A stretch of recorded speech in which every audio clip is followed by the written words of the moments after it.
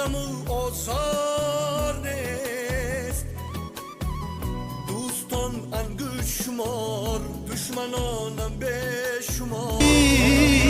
پدر جان معنی زیبای انسانی شود خسته و حیران شود، زار و سرگردان شود. مادری من مهربان می شود از غم خزان، حالم بر مادر نگویه. مادری من مهربان می شود از غم خزان، حالم بر مادر نگویه.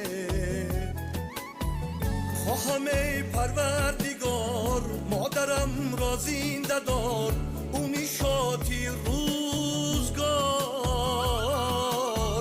خسته ای محکم پرم